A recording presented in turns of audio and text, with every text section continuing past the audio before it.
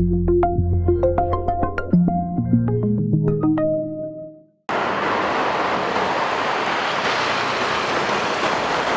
procureur de la République a demandé 5 ans ferme. Et c'est le maximum que l'on puisse voir dans ce genre de cas de figure pour une procédure correctionnelle. Et c'est en cela où j'ai été vraiment très surpris, puisqu'elle a ajouté à situation extrême, mesure extrême. Alors c'est vrai, quand on est victime ou parent de victime, on voudrait toujours plus. Et après, quand on est accusé, on voudrait toujours le moins possible. Il y a un juste milieu. Mais là, je crois qu'on n'est pas au juste milieu. Je pense qu'il faudrait plus. Mais bon, on n'y peut rien.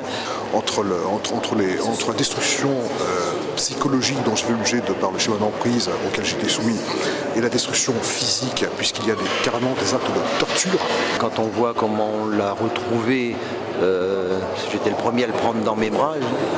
Il avait une trentaine d'années, ça faisait 1 an que je ne l'avais pas vu. J'avais des difficultés à le reconnaître et j'ai eu la certitude que c'était lui quand il m'a parlé.